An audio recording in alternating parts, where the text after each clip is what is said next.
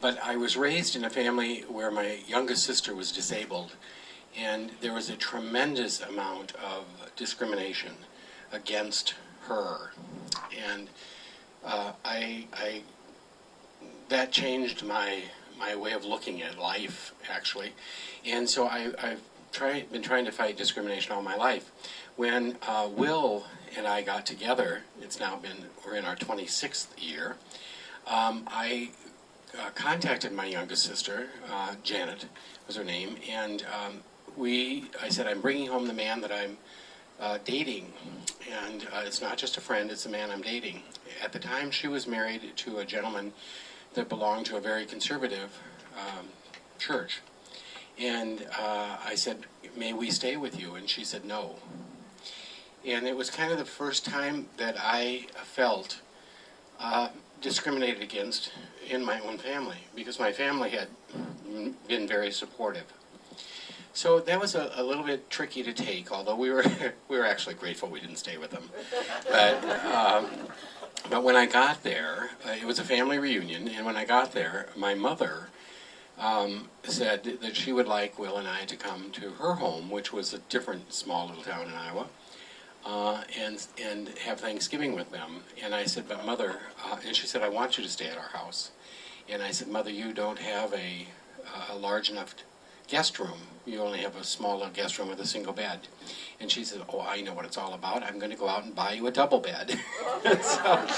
So that helped me believe that she didn't really know what it was all about. She was just thinking of the physical stuff. We spent, I couldn't agree with Diane more that it's in being who you are, no matter who you are, that tells the story. And the more we can connect with the people that are in that middle road ground and just be who we are.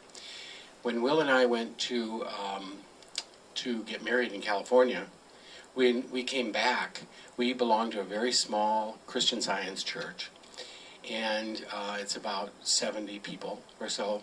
The entire congregation threw us a party. So it was because they knew us and we knew them, and I just think that that's what you got to do.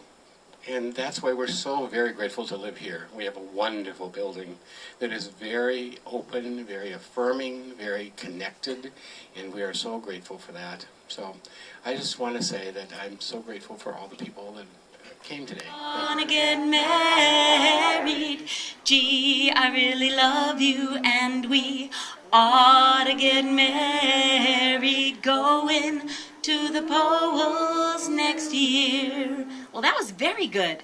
All right, we're going to do it again, just to give you practice, and you could even, like, snap your fingers or clap if you wanted to. All right.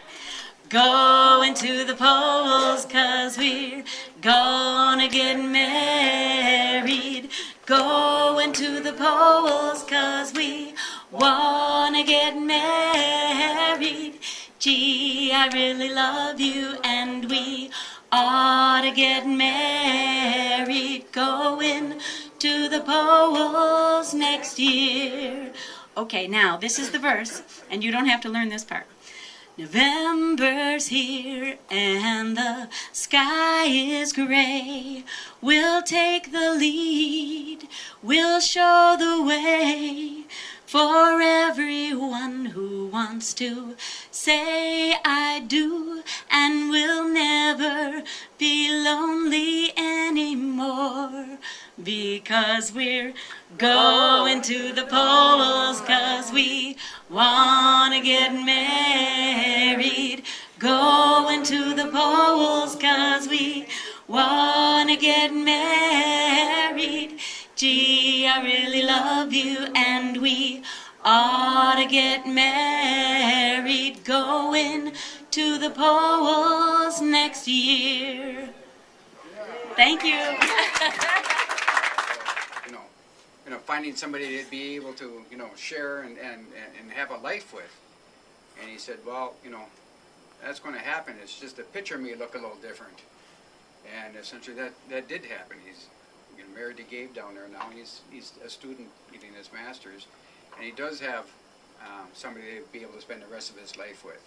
Now my concern is where they're going to move after he finishes school.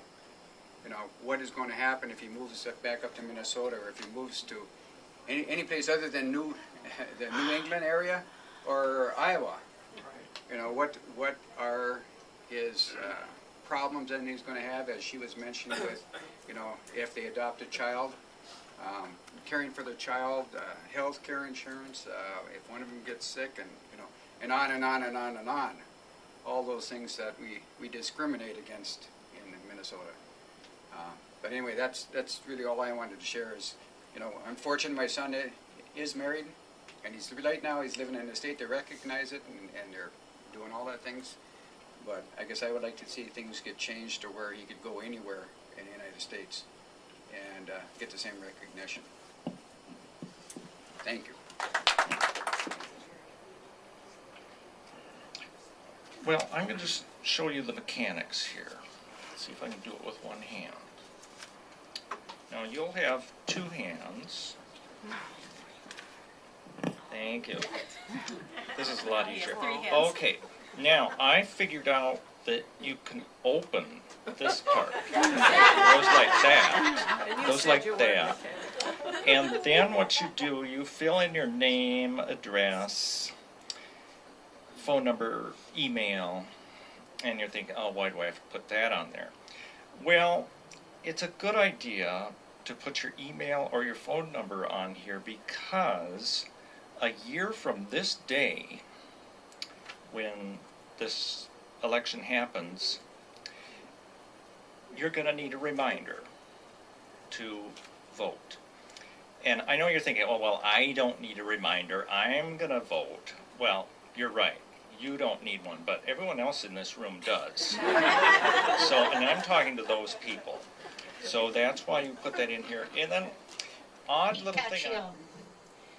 And in his article, he stated that if you abrogate the civil rights of one person, you open up the legal means of abrogating the rights of everyone. Do not allow this to happen. And I thought, my God, what did I think of that? He's absolutely right. And now, no matter whom, I will fight for the right of the Nazis to march. I might stand there and bellow, get the hell out of here, but I will fight for their right to march.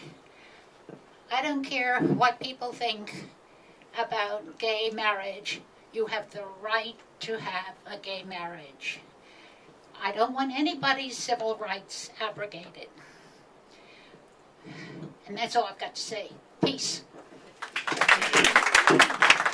I certainly do support gay marriage, but overriding that in every way is the fact that I am very concerned about this amendment, because what I think it has to do with the potential for all of us to be less human, less loving, less caring.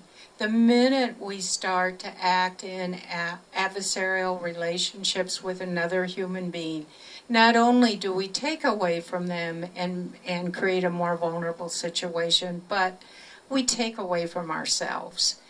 And I just really have big concerns about what as a culture we'll be doing to each and every one of us if we see this kind of amendment pass. Anyway, get in there, do all these things. Don't say I'm too old, you haven't got time. You got time to do a lot of things. Don't let it stop. At 800 years, which sometimes feels like, it's important. You've got energy, you've got people to teach and to teach you, and get out there, work it, change the world, and do it now.